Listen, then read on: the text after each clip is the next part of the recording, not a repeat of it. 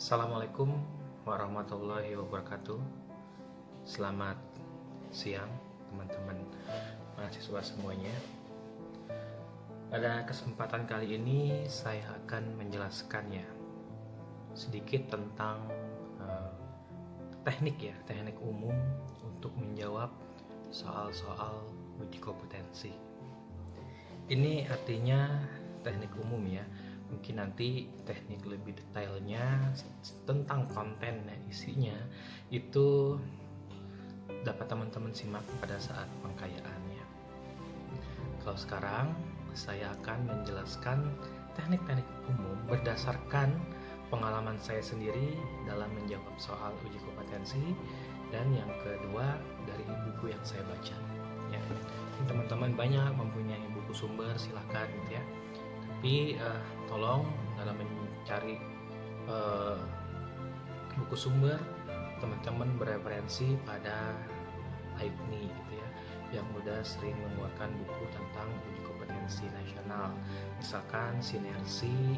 Kemudian ada lagi buku yang coba teman-teman baca gitu ya, silakan banyak kok belinya gitu ya. Nah, uji kompetensi itu terdiri dari 180 soal seperti yang teman-teman sudah ketahui sebelumnya. Jadi banyak banget soalnya ya.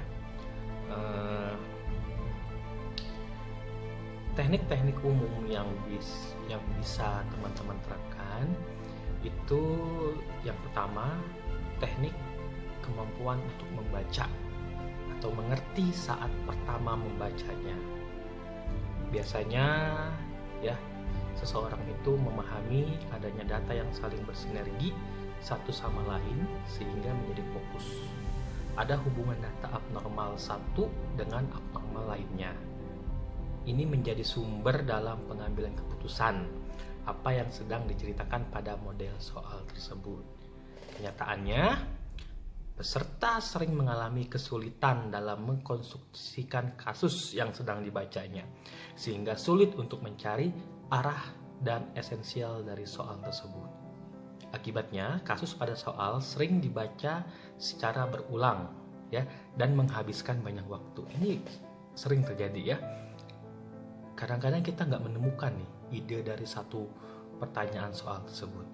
Akhirnya kita sering baca soal berulang-ulang tanpa mengerti maksud apa sih yang dimaksud pembuat soal ini gitu ya. Nah, kasus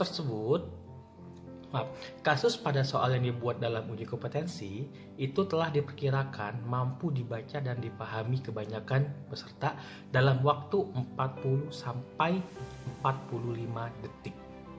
Ya. Soal secara utuh dapat diselesaikan rata-rata dalam waktu 60 detik.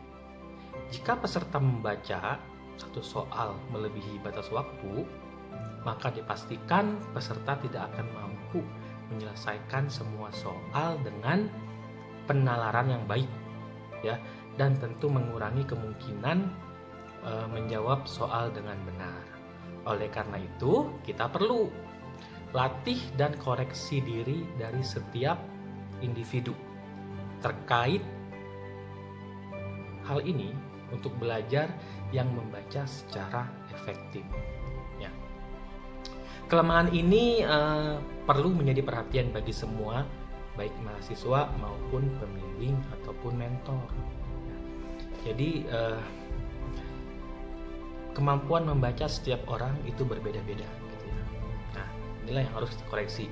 Kemampuan kita membaca, memahami itu seperti apa ya. Nah, membaca yang efektif adalah membaca setiap kasus dalam soal maksimal 2 kali yang sudah dipastikan arahnya. Kita harus tahu ini kemana arahnya gitu ya, kemana arah soal ini, maksud soal ini.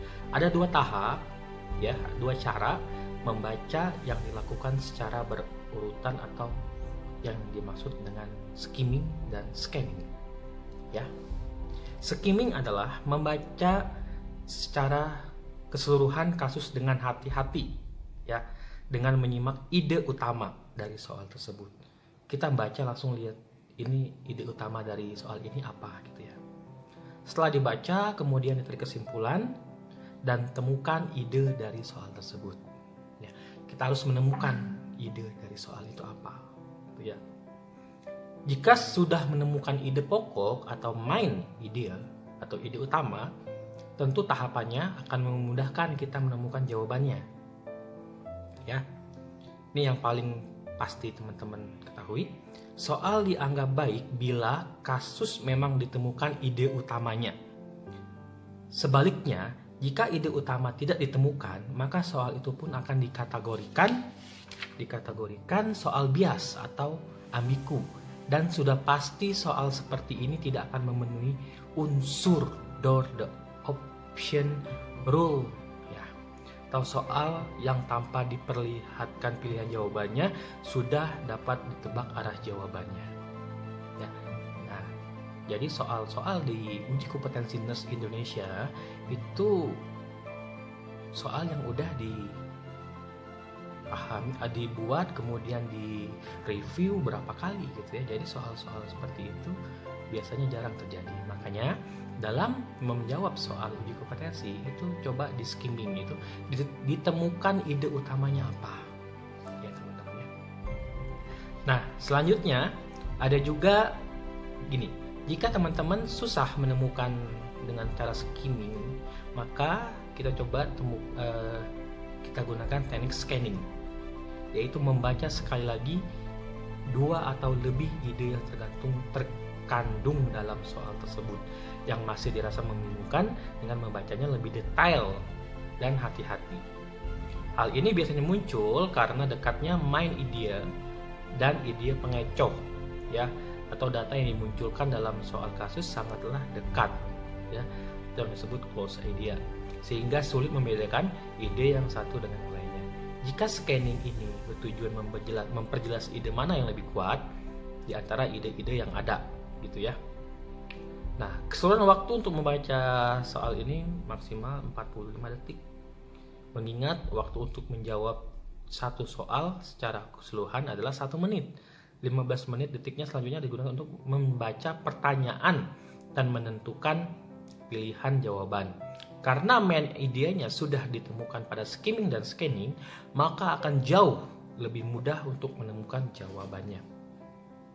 Perlu diingat, jika proses skimming telah ditemukan ide dengan jelas, maka tidak perlu lagi melanjutkan ke scanning, langsung saja